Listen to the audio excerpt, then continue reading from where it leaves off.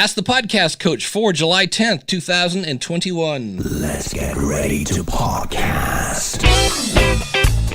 There it is. It's that music. That means, hey, it's Saturday morning. It's time for Ask the Podcast Coach, where you get your podcast questions answered live. I'm Dave Jackson from the School of Podcasting.com, and joining me right over there is the one, the only, Jim Cullison from theaverageguy.tv. Jim, how's it going, buddy? Greetings, Dave. Happy Saturday morning to you. Happy I'm running off generator power this morning. That's right. Power's out here in Omaha. We had a big storm. Hurricane force winds come through last night and knock out the power, but not to be thwarted. I'm on generator power. Well, maybe we'll talk about that a little bit later in the show. It will affect the coffee pour, though. So, I'll just have to. Yeah, you have to fake it. I don't. Yeah, there we go. I don't know. And I'm confused because, there we go. I was like, where's the music? I changed the color coding on the Roadcaster. I'm like, wait, what's blue? Blue is coffee. Of course, that makes right. Yeah. But yeah, that almost coffee pour is brought to you by our good friends Mark, good friend Mark. Mark is now, he's part schizophrenic, and he's got two personalities. He's a branding guy, he's a podcaster, and he's a marketing guy. So who are we talking about? Mark over at podcastbranding.co. If you need any kind of image, so if you need a logo, if you need new artwork, if you need a PDF, anything that's going to look professional, do you need a whole new website? Mark can do all of that. And if you go branding, what is actually branding? Mark can answer that question as well, because he can actually go through your podcast and your website and give you a podcast audit. And the beautiful thing, not only is Mark an award-winning graphic artist, he is a podcaster. So you don't have to explain the whole, it's kind of like internet radio thing. Mark gets all that. So when you're ready to take your branding and your image to the next level and look professional, then you got to go see Mark over at podcastbranding.co. Cappuccino, hold the phone. I almost forgot that part. Yeah. And if nobody's on Clubhouse, but if you're on Clubhouse, you could raise your hand and we would talk to you. And of course, if you have a question and you want to jump in live, just go to askthepodcastcoach.com/join, or you can join us out at askthepodcastcoach.com/live. And we will answer your questions there in the chat room. And how happy are you right now, Jim, with the generator? Oh, listen, Dave, I lose my mind when we don't have power. I mean, it's just a couple years ago, a tornado came through just south of us. We lost power for like 4 days, and I just almost ended it. I can't handle it. Yeah. So at the beginning of the pandemic, so last March, I bought a 750 generator. And it sat in the garage, and I've pulled it out every other week just to start it, but I kept thinking, was this a bad decision? Because as soon as you buy something like that, it guarantees that it's never going to happen again. Well, so this morning when I woke up and went to go use the little boy's room, and I turned on the light and didn't come on, and I missed the storm. I slept through the whole storm, 90 mile an hour, hurricane force winds, all this crazy. Everybody's like, oh, it was so terrible. And I literally slept through the whole thing. I was like, oh. And then I went, yes, the power's out. I get to use my generator. So it's running well. A couple things that won't run down here. I've got some big bulky computers, some big Core i7, flamethrowers. Those it's the switch struggles. I think it draws a little too much power. But this Mac Mini, yeah.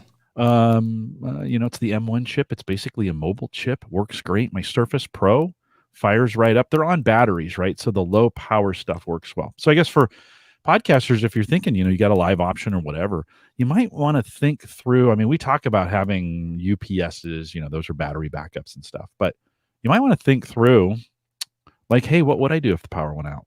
Dave? Yeah. What would you do? Right? I was trying to think if I've ever missed because the power went out. I know I've traveled and things like that, but it's been close. Yeah. And I think we had once where I remember once I had to go. I remember because I had to go to. I was trying to get the Wi-Fi off of Olive Garden, I remember that. It was years ago, and you were still trying to keep the show going. It was like, Yeah, well, and that's the beauty with both of us is that we could probably make it work if we needed to. Like I could do it because chances are you're not going to lose power, and I'm not going to lose power at the same time. So right. that's kind of there's kind of an advantage there. I think practicing it. This is not the first time. We had some power outage. Oh, I don't know, a couple months ago, maybe back in the spring.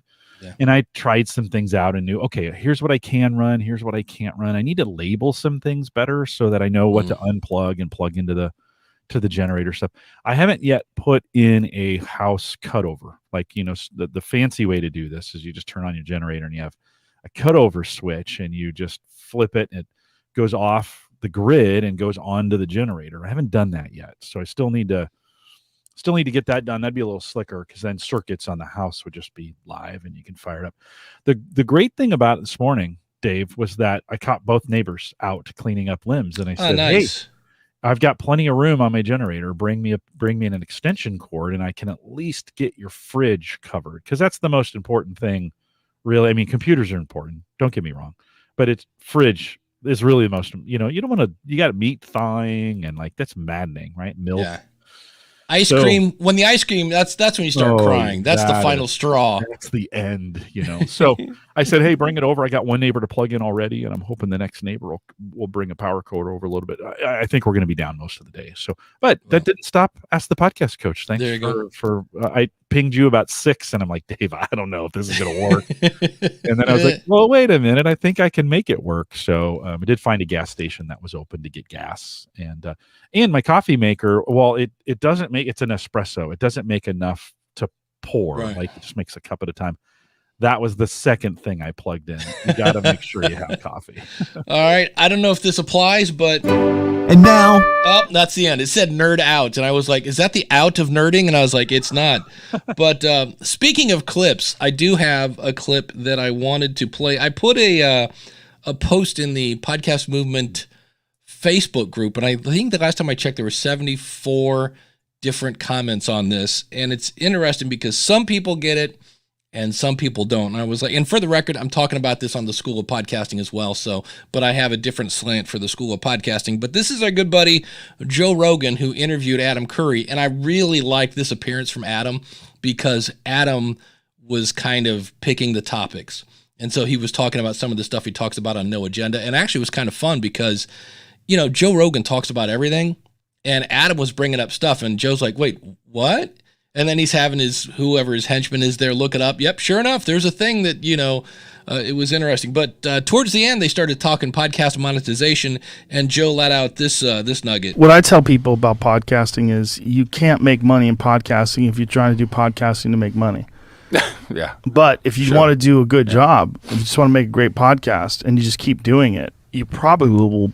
I can't guarantee. You probably will make money, though. You must ask your listeners to, or as we call them, producers, to support you. You must ask them. So I like that line when he's like, instead of focusing on making money, focusing basically on making a good podcast. And I was like, that's what I've been saying for a long time. And what was interesting is I made this cool little kind of quote with a screenshot of Joe. And, you're basically pull quote. That's what people call those. So I was like, that is a quote that's worth pulling.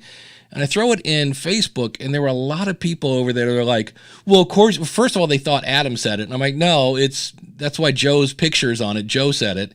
And I had a few people that were like, well, it's easy to make money if you're a celebrity.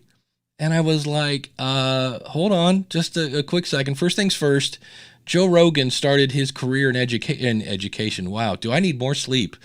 I went to McDonald's this morning and tried to order a Big Mac, and they're like, what? And I was like, I'm sorry, I made an Egg McMuffin. But in the wrong time zone. Yeah, Joe Rogan started in 1988. And actually, what's interesting is there's a spell in there where he went back to comedy in 2006 after doing Fear Factor and, The Man Show and all this other stuff. But in 2006, he was like, all right, I guess I'm going back to comedy. And then he started his podcast in 2009. So he had time there to kind of like, it wasn't like he went from Fear Factor to podcast. It's like he went to podcast, then the Man Show, which didn't do very well the last season, and then blah, blah, blah. And so my whole point was Joe's not successful because he's a celebrity. It doesn't hurt him, But I also know there's Andrew Dice Clay, Kathy Lee Gifford, and if I asked Rob Greenlee, he would know. But there are a bunch of Kathy Griffin, I think, for a while had a podcast. Just because you're a celebrity, it might get people to click play. It won't get them to click play twice if it's not any good. And that was kind of my point. Was he said, when you focus on making a good podcast and don't quit. And some people just, and I think in some cases because people were saying it's impossible. And that was fun because I got a lot of future interviews because people were like, look, I'm not a celebrity and I am, after X amount of years, I'm now like one guy must be having his own product. And he said, I've added $100,000 to my bottom line. And I was like, okay. And so it was just interesting to watch some people that go, oh, podcasting doesn't work because I'm not a celebrity. And I was like, I don't think it's the celebrity thing that works, that makes him. So. Yeah. Well, I think if we have if success is like a bank account and, the fame, the early fame or the fame you bring in may be an additional deposit to that account to get you started. In other words, maybe capital that you could use early and bank on to help get you going, but it doesn't guarantee anything. And gosh, this is a lot. I mean, like if people think they're going to jump in here and this is going to be a career thing for the rest of their life, it's like, guys, you maybe get, okay, if you do get famous, you maybe get 3 or 4 years of really good. A few are going to get maybe a decade, right? But I mean, look at TV. Look at radio. I mean, you're kind of there. I mean, very few become like Rush Limbaugh where they're able to do this for 20 years. Right. And so it's just as like, I think get your thoughts around this right from that sense. And if you don't have that bank account of fame ahead of you where people know you, you're going to have to work extra hard to get there. You're going to have to make your own fame. Dave, I've been podcasting at Gallup for 8-9 years now. And I'm just now, like, it's some of the things I'm doing are just now starting to pay off. Like, and you just kind of go, yeah, you gotta get the reps in. Like that's Rogan came to this with reps. He's been working out it's like somebody complaining like they've been working out for 10 years and they come to the gym and they're like, why can't I lift this weight? Well, because you haven't gotten the reps. Right? You got to get the reps in, my friend. So stop worrying about other people, focus on you and get some reps in. Yeah. Craig says, most podcasters kick off with zero audience. Yeah. I think Joe already had an audience who followed him to his podcast. Yeah. And he did, but he didn't have millions. Like when he went to a comedy club, he had, I don't know, 100 people, maybe 500 people. I'm not sure how big. The comedy club in Akron isn't that big. And, and the other thing that if you get a chance, I wish I would have had an example. I found a very early version of Joe on YouTube doing his podcast. And the guy could barely work a computer and he was in the dark. I mean, it was, it was basically kind of, hey, my lights won't go off. Doggone you. Hey, welcome to the Joe Rogan show. It's like you can't see the guy. And I was like, so it's again, I over the years, he learned and did and, tried this and then that didn't work. And I think for a while he had a co-host or he would bring on a lot of comedians and stuff. And somewhere he just, tried something different and, oh, well, that seemed to go over well and that whole 9 yards. But I just thought it was interesting how there were just some people over there that were very, I just wanted to go, then why are you podcasting? They're like, oh, this is never going to work and blah, blah, blah. You can't do it. It's impossible. And I was like, wow, impossible is a pretty strong word. And I was like, maybe I'm just the eternal optimist, but I was like, I'm here to say it's not going to happen in 6 months, but it was different. So, well, every show is an at bat. If we use baseball, American baseball, every show is an at bat. And if you think you're going to be you're going to hit 5 home runs and 3 at bats, like the math doesn't make any sense. You're going to have to get, you're going to have to get hundreds or thousands of at bats to even get a chance at that. And to make the majors, that's all the way up to the top. You're gonna have to put the work in to go play through the minor leagues, and you're gonna have some luck there, and you're gonna have to network like crazy, and you have to give your life to it. And so, depending upon what you want to do, I am now full time at Gallup and what we do, and I'm giving some of it's starting to pay off because I'm doing it full time. Yeah. Now, right. And it's a niche. It's not going to be. It's not going to get its way out to the public for the most part because it's a super tight niche. So I don't have the expectations of not going to do 50,000 downloads an episode. That's just the audience is just not that big for it. But I tell you what, the engagement I get in the emails, and lately I've been Dave, I told you, I think I mentioned this on the show. I changed my methodology. Now when a customer contacts me, I just call them back. Like, hey, can we get on the phone for 15 minutes? All of them are like, man, I can't believe I'm talking to you because I watch you all the time. Right? Got to get the reps in. It's interesting, those little things. In your case, you dialed 7 numbers, and it makes a huge difference. And I'm always amazed. I use Loom. It's a video, and it makes it, if somebody has a question and I'm like, I don't feel like typing out, 4 paragraphs, I'll just hit record camera only, and I'll look into the camera and I'm like, hey, Steve or Jane or whoever, if you do this and that, blah, blah, blah, I'll put a link in the email of the thing I'm talking about.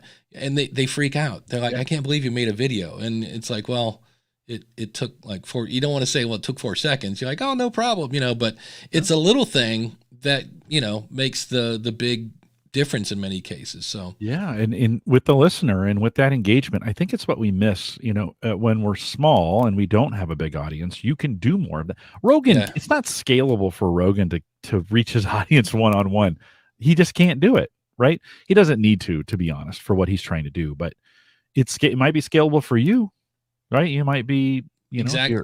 Right. I love to do things that don't scale. I'm like, I want to do things that don't scale until I can't do them. Until they don't scale any longer. Yeah, exactly. It's kind of a mark in my mind, it's kind of a mark of success. You're like, okay, when this doesn't scale any longer, that's a good thing, right? Because then I need to come up with some other ways to get it done.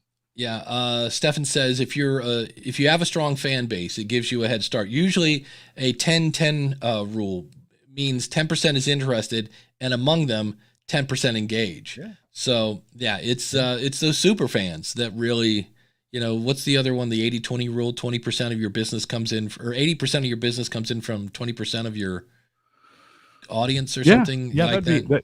You could say that. I think you could say that. It's just small numbers, but you can't.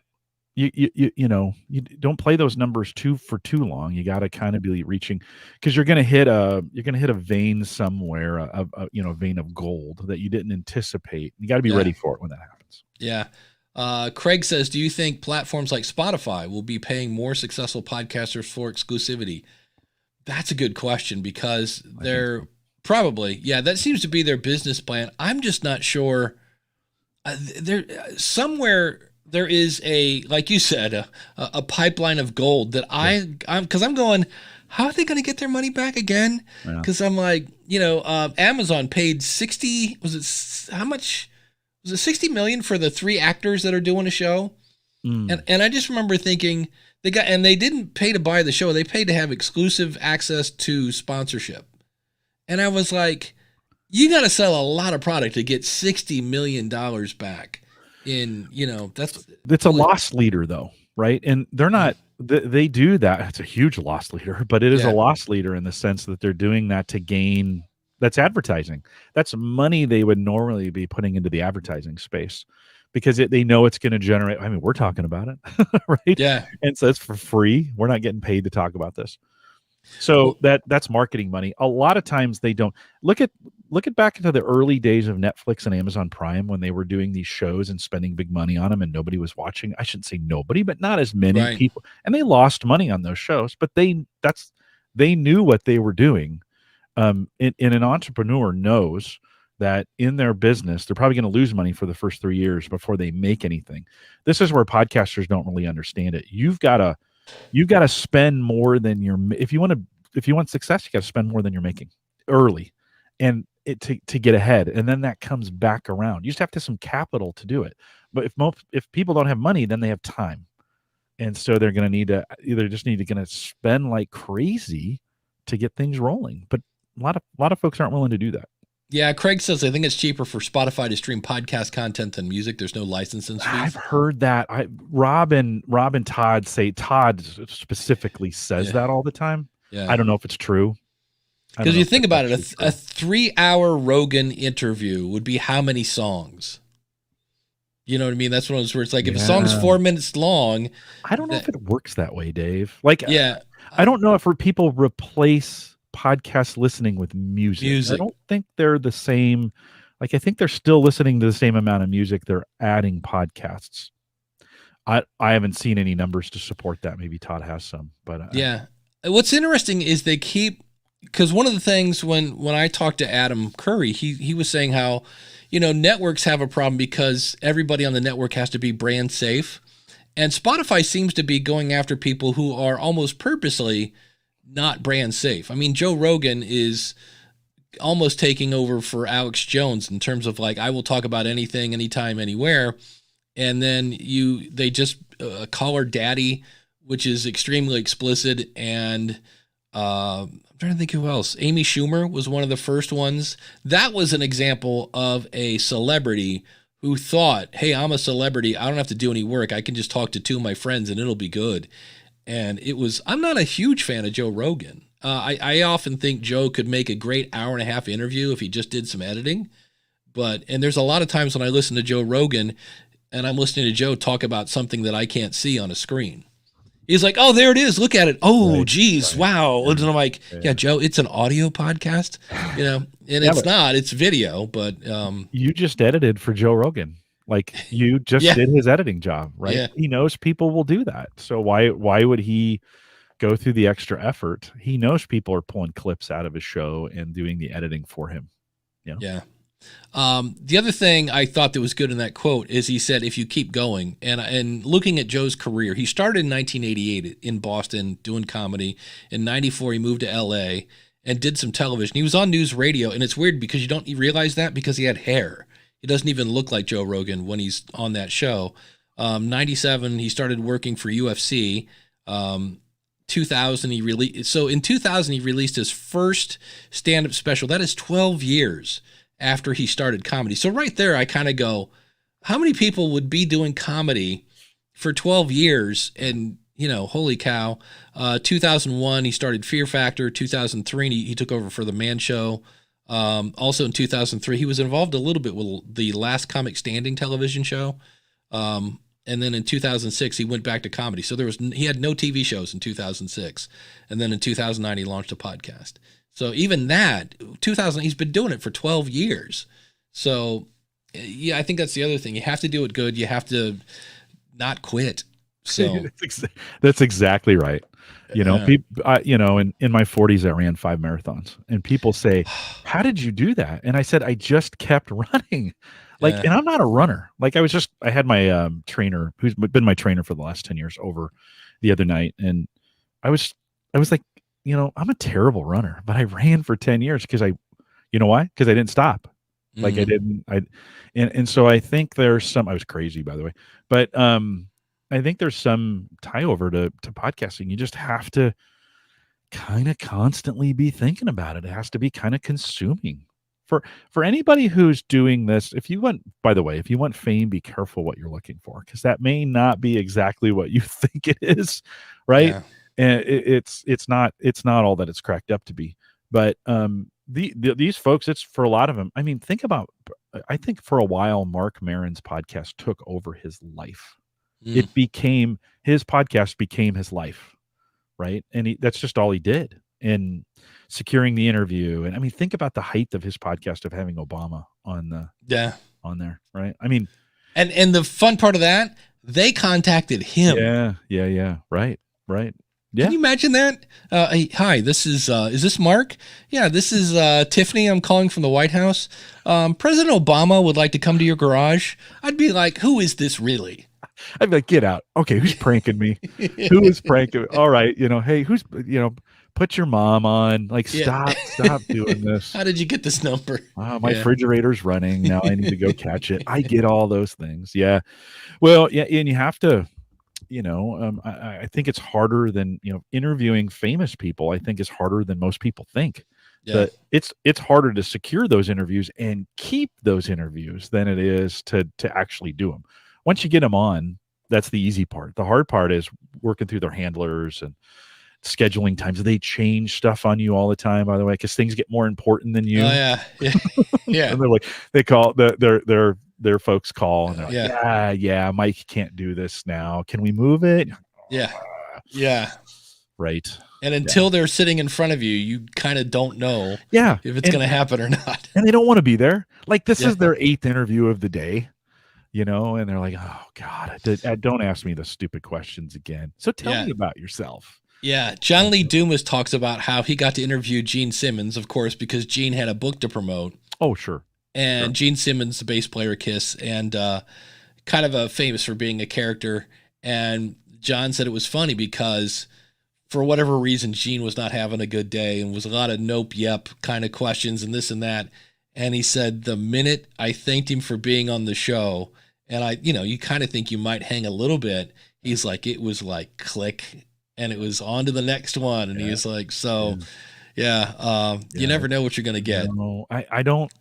At Gallup, I get a lot of our listeners who are like, why don't you interview famous people on your podcast? And I'm like, because they're not as interesting as you are. Like That's it. The listeners are our coaches, and our listeners are way more interesting to me anyways than anybody famous. Like you just don't get their time. You don't get their attention. They don't really care. They got other things to do.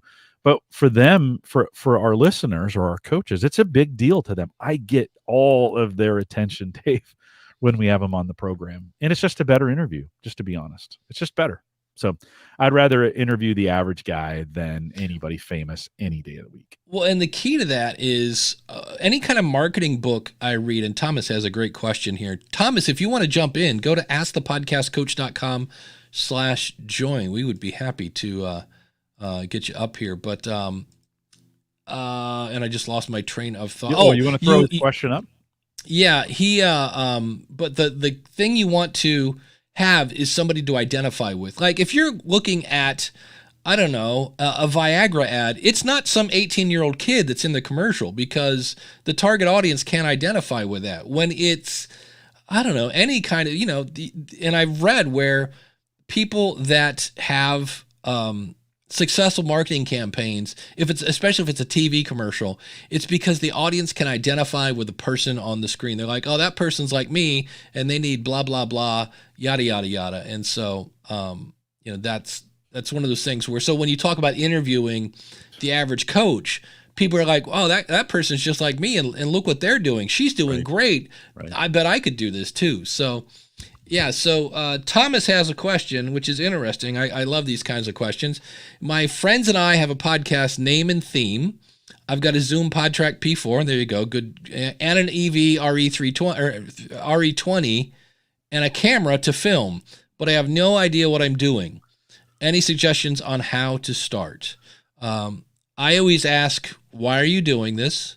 Because that's important. If you can't say your why, you'll never make it through the how. Who is this for? And then what can you talk about that will hold their attention to, for the podcast while getting them to do your why? And then Jim, I'll let you chime in. This is a fun one just to tee off on. Well, I just start practicing your interview. Or Bingo. practicing your podcast. So get on StreamYard or whatever you want to do. Hook up with some folks who are willing to chat you through it and practice the actual form. Do a few of them. Like you've heard me say this before. I'm a big fan of doing 5 or 10 of these things and throwing them all away because they're terrible. They're terrible. They're just, trust me, you think they're great. They're not great. They're awful. You'll think they're awful a couple years from now. So let me just save you the trouble. Get through a whole bunch of practicing on this. And then when you feel like I feel like I've got this thing, as soon as it gets maybe boring, then maybe you have some good stuff to do. So you just got to do, Dave. You got to get in. You got to get on with that fancy equipment, get it tested, figure it out. Some of those kinds of things. Yes, I get excited whenever the guitar comes out. When I started playing the guitar, when I went to play a C chord, it sounded like this. And then eventually you keep trying, and all of a sudden it's like. And aside from that's out of tune, but I don't take that first thing. I don't put that out in public because it's not good. Right. And so by practicing, you end up with something that you're not going to be. Now, granted, just because I can play a C chord also doesn't mean I can make money with this. But it's really that why. Also, since you have co-hosts, we actually just had an episode a while back. Make sure everybody understands what's expected. The more you can set expectations, the more there aren't any like, what do you mean I got to do the image? I thought you were doing the social stuff. I thought you were.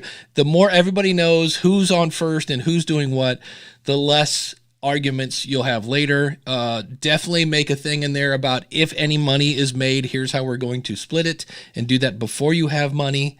But the biggest thing is, what's your show about? He didn't say that. He just said I have a show and a theme. So we're happy to do that. Let's throw that in there for us or join us. We'd love to have you in there. But it isn't. I think the craft of doing this, and I think both you and I would agree. If we went back and listened to and we have, you've published the early versions of Ask the Podcast Coach. Yeah. Both of us had been podcasting for a long time. It took us a while to figure each other out. I bet it was 5 or 10 shows before we got our rhythms, right? Yeah. Before we kind of figured out cadence. I kind of knew when you wanted to talk and when you had something to say and when you didn't, that type deal. Yeah. He says, my friend and I are both in our 60s and pastors. We talk for a living. Our podcast, our podcast will be on issues of faith and spirituality so that the audience can.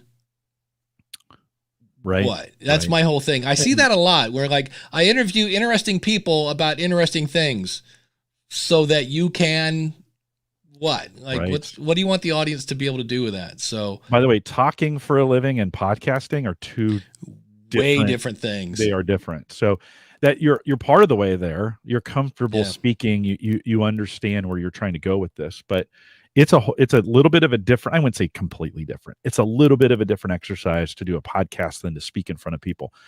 Podcasting though, Dave, has made me better at public speaking. So like, I get the repetition now of like, and some of the stuff I do, the reps that I've done on podcasting has made me a better public speaker. So I think there'll be some improvement in that area as well. Yeah. Speaking of reps, Kyle Bondo, by the way, Kyle Bondo, congratulations, soon to be grandfather Kyle Bondo. Best job in the world, by the way. Grandfather, best job in the world. Do the push-up, get your reps in. When you start doing push-ups, you can only do 10. If you do them every day for 100 days, you can then do 100. Same with podcasting. Do the reps. I can't do a chin-up anymore. I tried to do one at the school the other night and was like, wow. I never could do a ton, but I was like, one was not happening. So I think my arms would break if I tried to do that. Yeah. I think I'd break a bone or something. I'm so weak. Come get me. I just walk around the rest of the day like this. I can't move. I'm like, come get me. Yeah, but and get out there. But I'm with Jim and have fun. Yeah. And it's you can't improve what you don't launch. I see a lot of people that it's weird. It is a happy balance because I've seen people that don't do any planning and they just throw it out there, and then I see other people that never put anything out because they're trying to make it perfect, and it really doesn't have to be perfect at all. So well, but listen, you and I have listened to those podcasts where the host and the co-host are trying to be funny, and you can tell it's forced, and you're like, oh, that's awful. You and I have had some funny moments. We weren't trying to be funny. They were funny because it happened that way. So you've heard those uncomfortable conversations where they're trying to manufacture something and you're, God, this is painful. So don't do that. The Audacity Boot Camp. A lot of podcast consultants watching today, so that you can phrases. It changes everything. Yeah, it really is. It goes back to the why. I always say that's where I start. Why are you doing this? Who are you talking to, and what do you want them to do? And if you want them to do something, they have to have some sort of benefit or something of that nature. And well, do you know why we do this? Sometimes why do you think we do this? For who? For our awesome supporters. Yeah, there we go. I'm glad you said that because I just looked up. I was like, oh crap, it's 11:05 already. See, that's my co-host job. I need to make sure I keep you on track. Sometimes you get it. Sometimes it's my responsibility. Yeah, it's it. And sometimes you sit here and vamp while you wait for PowerPoint to load because you're like, okay, come on, anytime now, kids. But yeah, we are talking about awesome people such as, here we go. If I share my screen, yada, yada, yada, that screen there. And talking about awesome people like, well, first, Jim over at James at the Dog Podcast Network, if you have a cute little hound or a big, I had, I think it was called a Mastiff.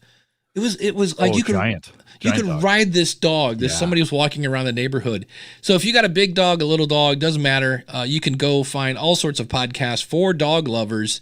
Go over to Dog Podcast Network. They even have a contest going on where you can win $5,000 DPN, baby. Dog Podcast Network. Find it at dogpodcastnetwork.com. And here, James gets a double here. It's not even queued up, but we said, hey, last week we thought it was awesome that he was here.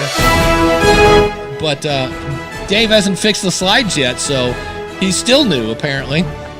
So 2 weeks gets 2 weeks worth of. But you know why? He's cool. Today. He's in chat today. And he also, it was very nice of him. He cut a very nice testimonial for the School of Podcasting. So thank you, James, for that. That's on the page if you go to schoolofpodcasting.com/testimonials. Oh, speaking of that, I know we're in the middle of thanking awesome supporters. If you use the file for download only feature of Libsyn and notice that it's not available yet in Libsyn 5, but then go in and grab the Libsyn 5 player, anything that was file for download only, which means it's not in Apple, it's not in iTunes. So things like testimonials are great. Like, I don't want this to go down my feed. I just want to have a player on my website. Well, when you go to Libsyn 5 and grab the player, guess what? It puts it in your feed. So if you wondered why all of a sudden Dave had 5 testimonials come down the School of Podcasting feed, that's what happened. So that's why it's called Libsyn 5 Beta, kids. Anyway, our $20 supporters are awesome people like Ed Sullivan at SonicCupcake.com, Felix over at the Latin Podcast Awards, where it's dedicated to enhancing the visibility of Latinx podcasts around the world since 2017. Have you seen do you have HBO Max yet, Jim? I do. Did you watch The Heights? No. You should, because the theme is when the going gets tough, the tough get dancing. Is basically, it was a fun show. It was I was kind of bummed. I realized this segment's going to go for 10 minutes now. That's okay. But there's a whole story there about how people came from the Dominican Republic. They really had to struggle, and they pushed hard and did all sorts of jobs so their kids could have a better life. And I think it almost gets lost in all the dancing and salsa moves. And I was like, it's kind of that's really the story here. But they're all like, it's, the power's out, let's dance. Okay. Glenn Hebert over at the horseradionetwork.com. If you like horsies, go over and check out Glenn. Max Trescott up in the air at aviationnewstalk.com. So if you're a pilot or like planes, check out Max. He's in the chat room. Michael Delaney over at Baby Mountain Radio Productions, where podcasting and hard work are made fun. Check him out, babymountainradio.com. Brock over at Occupied Podcast. If you're an occupational therapist, you would definitely like that. It's for all things occupation and occupational therapy.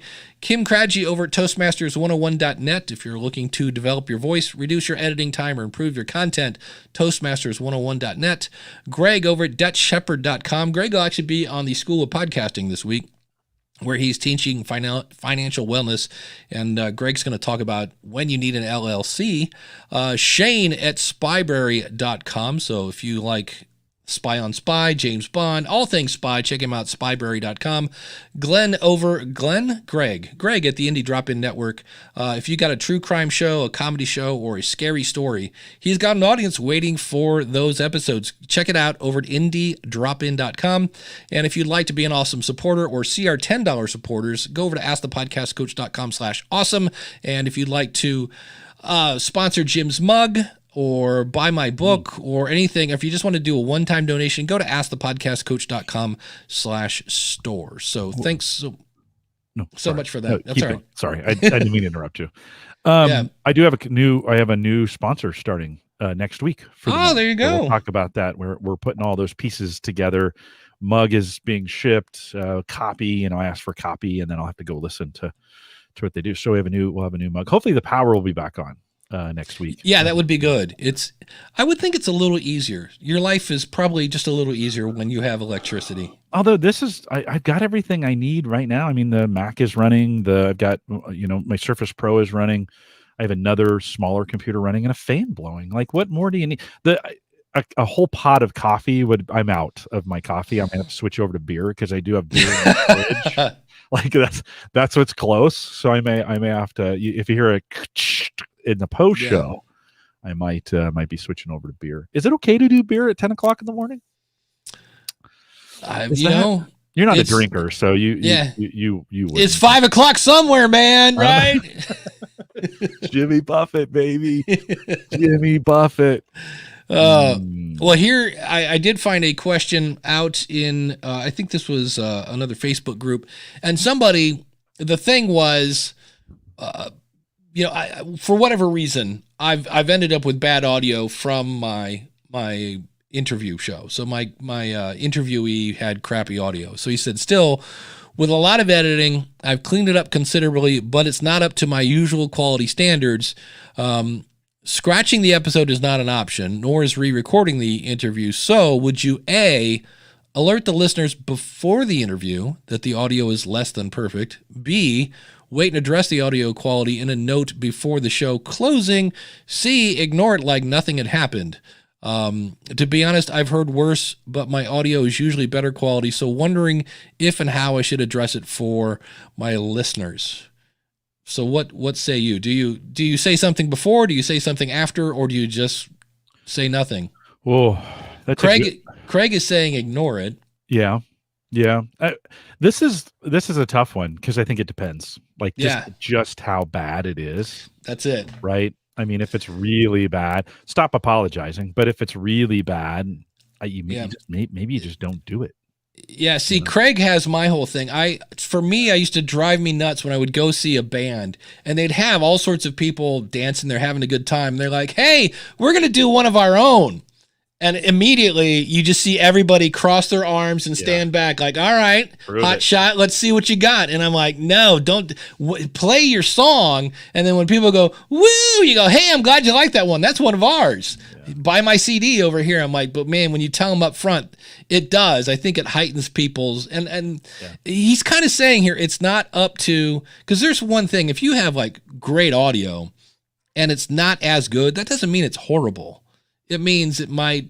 So, I mean, I hear a lot of people where, you know, they've got somebody on a Blue Yeti and it sounds like they're in a cave, and it's like, well, you know, that's as good as it's going to get. So the guys on Radiolab from time to time are good at this. They may just say, hey, we just got really bad audio. Sorry about that. And then they go right into it. And, and you kind of go, oh, okay. Well, I'll have to this isn't going to be forever, so I'm not going to turn it off type deal. So there may be times where it's appropriate if it's bad, but God, don't wax on about it. That's forever, it. Right. When it's like, hey guys, before I get to this interview, I want to let you know, this is like, I tried my best, and it's, you know, I was doing DBXing it, and then the thing, and you go into how the sausage is made and blah, blah, blah. And you know, the echo's still there and it sounds a little bit like they're underwater. I don't know. I'm just so sorry. And you're like, look, just hit play. Like, it's fine. You know, but Craig does make a great point. He goes, look, if it's really bad, then you don't publish it. Yeah. And I'm working with a client right now, and it's his show and it's his brand. And I'm like, dude, when your guest sounds bad, that reflects on you, not them. It's like, yeah, we know that the guest sounded bad, but you let them on. And when I mean bad, I mean like bad. And I was like, that can't make it to the air. I'm like, either redo it or pull it. And in one case, he was traveling and was in like Ireland or something like that, and was like in this old castle. And it just sounded like, you know, he was, you know, recording in Yankee Stadium. It was like, hello. It was like this man. It was ridiculous. Well, don't you ask yourself the question, like, how long am I going to have to listen to this for? And that kind of determines whether you punt or stay. And because if the host is good and the guest is questionable, I might stay, depending if, you know, listen, Mike Rose, he's out of control right now. His podcast went from 7 minutes to 15 to 5,000 hours. Like, they are super long. And even just that change, even though his audio is good, like that expectation change is like, I don't know if I have an hour and a half for Mike. Like, listen, I love Mike Rowe, but I don't know. So, you know, you have to kind of think, like, how long is this going to go on for? Yeah. James says, I did a recording on the road once at a brewery. Construction started next door. I still chose to publish the episode, but made jokes about that's something I'll do. I'll be like, hey, I'm here on the floor at Podcast Movement talking with Jim Collison, and that explains why there's a bunch of murmuring in the background. So I've done that. Kyle says radio gets away with this all the time where, you have the person on the phone like, can I please have some? You're like, okay, well, he's on the phone. That's how he's going to sound. Mowers. People start mowers. Yeah. I interview folks and like, oh no, the mower started. I don't hear it. I don't even hear it. Like I can't, don't panic. I can't even hear it. So oftentimes on the other side, if you just never said anything, no one would ever know. Yeah, and then somebody said in here, oh, here it is, Uncle Marv, don't say anything unless your listeners say something. I've done that. And if somebody emails me then and says, hey, like, what the heck, and then in some cases, it's just one of those things where it kind of depends. I've done that. I'm like, hey, Uncle Marv sent in a note. If you listen to last week's episode, Uncle Marv asked me what was up with the audio. Just real quick, we were in the middle of whatever and blah, blah, blah. Sorry, it wasn't as good as usual. This week, though, it's great because I'm talking with so-and-so, and that's kind of what you're talking about. If you're going to talk about it, get in, get out, apologize, and keep moving. So do you have any advice on how to ask someone to interview on your podcast? Yes. Hey, Jim, I noticed that you are definitely up on hardware, and I'm thinking of doing a podcast about what's the best laptop to get for a podcast. I'd really like to have your expertise on my show, and I really think you could help my audience. Yeah. Yes. Yeah. I would be on in a second. As opposed to, I was listening to episode fill in the blank, and I thought it was great. Like it's obvious it was a form letter, and it was obvious that they didn't listen to it. And it's, we get as podcasters, we get dozens of those a week. It seems like it's slowed down a little bit, but it's don't ask that way. Don't make it blanket. Just say, hey, I want your expertise in this area. Would you be willing to do that for me?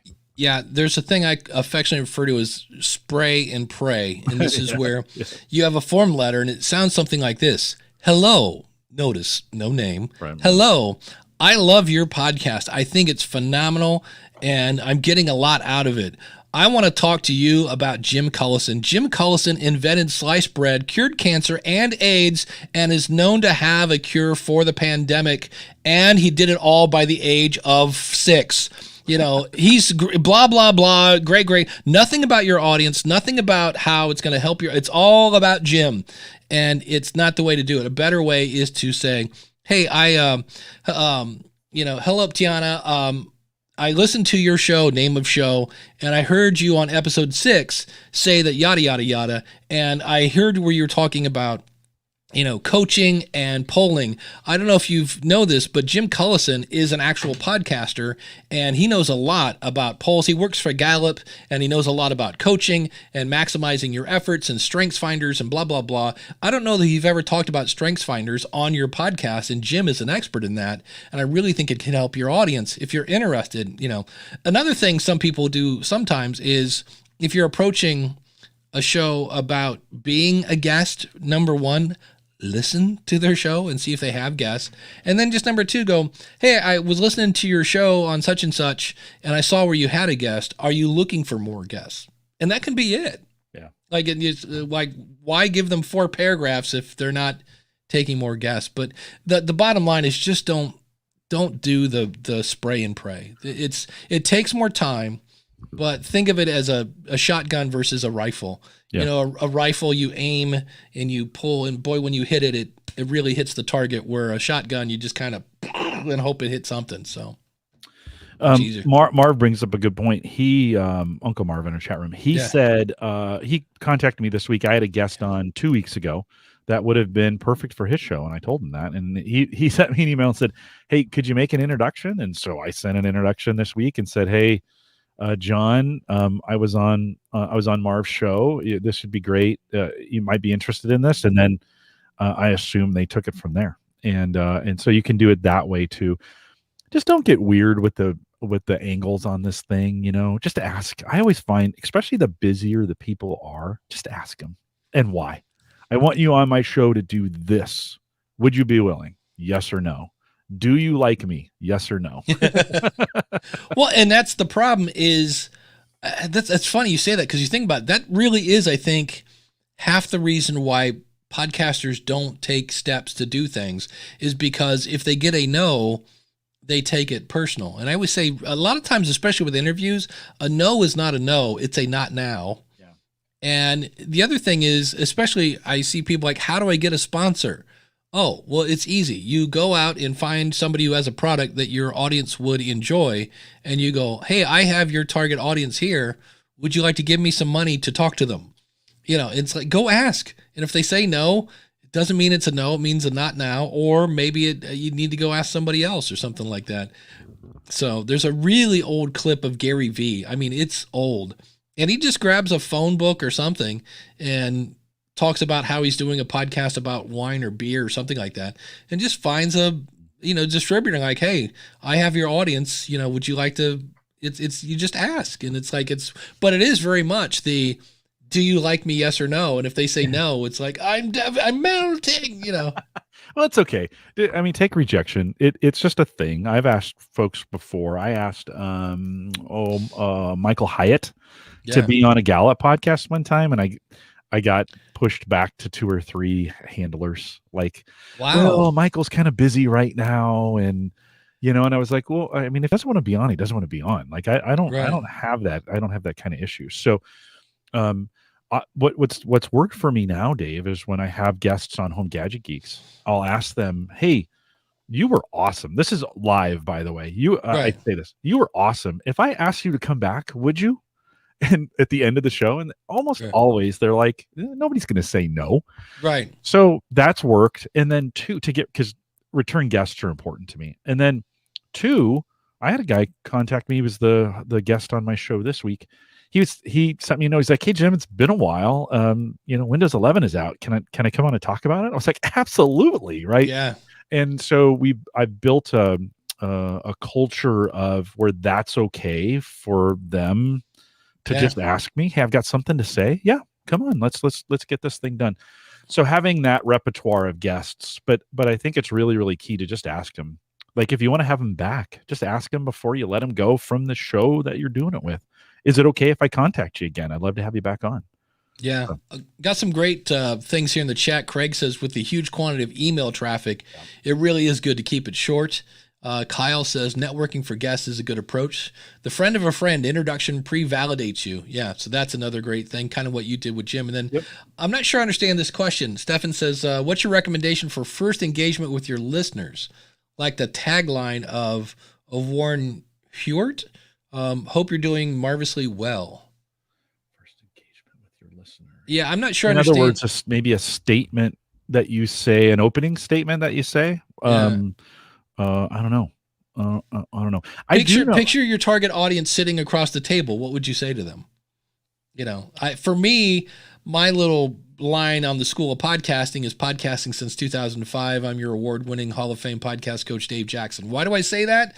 Because it answers the question, why should you listen to me? Now, why am I worried about that? Because everybody and their brother is a podcast consultant. So I'm trying to find a way to give myself street cred in 6 seconds or less. Not because I'm a giant, egomaniac. Well, in our intro here is very practiced. Like you say the same thing every week, and then I do as well. But my job is to train. So, you say, and don't listen to cheap imitations. Jim Collison, and I say, greetings, happy Saturday morning to you, Dave. Yeah, and then it. And how did that come about?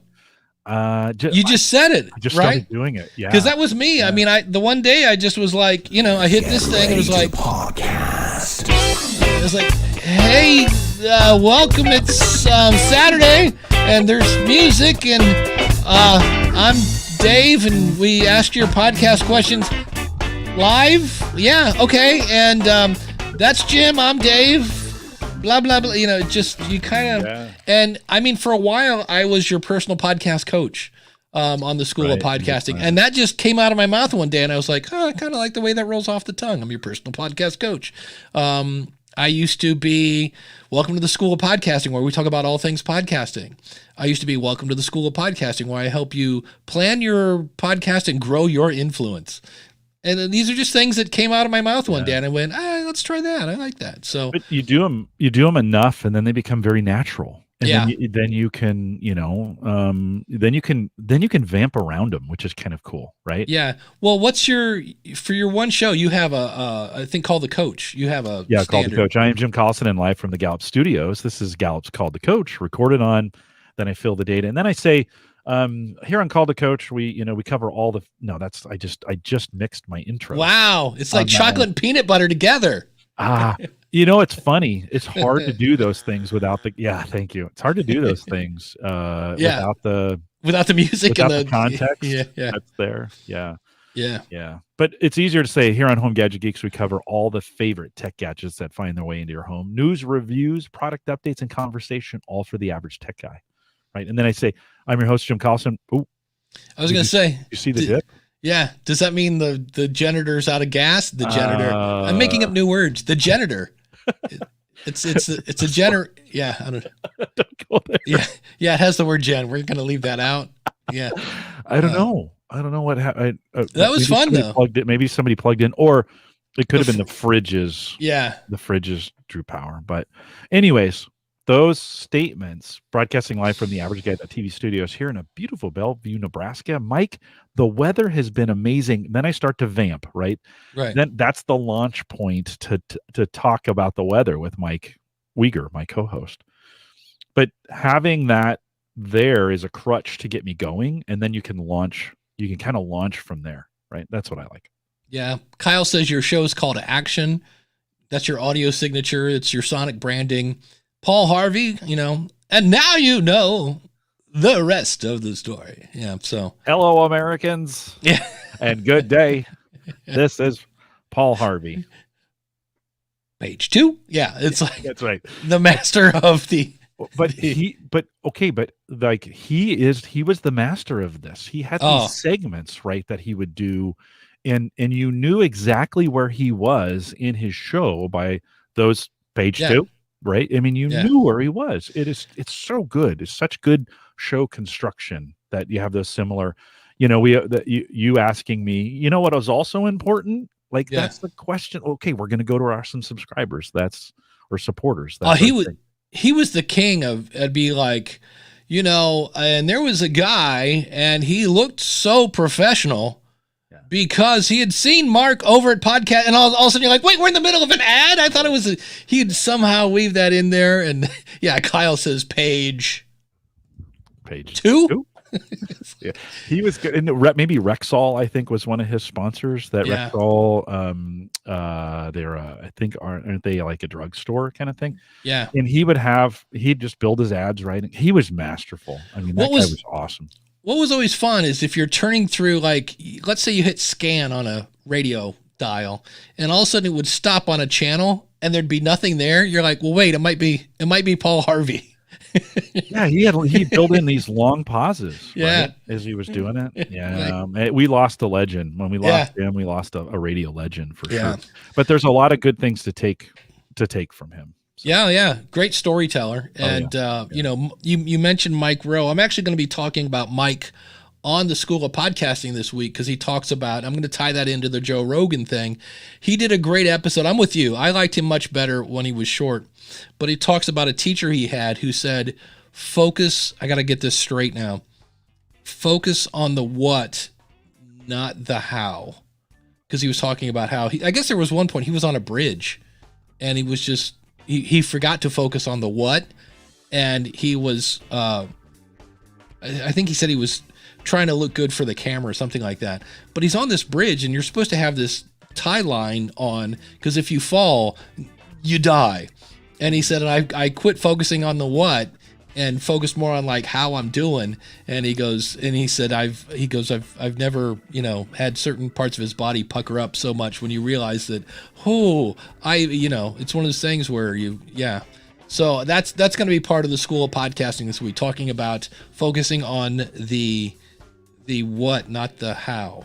And I got to go back and listen to that episode now because now I'm a little blurry on it as well. But it's about focusing on what you're doing, what you're providing, that whole 9 yards. So it kind of ties into the Joe Rogan thing this week. But Jim, what's coming up on the AverageGuy.tv? Rich Hay from Windows Observer and ITPodcastPro.com is on to talk all Windows 11. So if you're if you've heard like, oh my gosh, there's a new version of Windows, we kind of dispel some of the myths about it and some of those things that are going on. So as soon as the power comes up and I can get to those computers to edit that, it will be available and out here a little bit later today. Do we know when Windows 11 is supposed to come out? Fall. Later this fall. I'm All going to say November 11th because it's 11/11. So since it's Windows 11, November 11th, 11/11. So there you that's what I'm go. gonna say, yeah. I see what they're doing there. So I don't know if that's true, but Yeah. we'll see. awesome. Well, stick around for some post show. We'll take more questions in just a bit.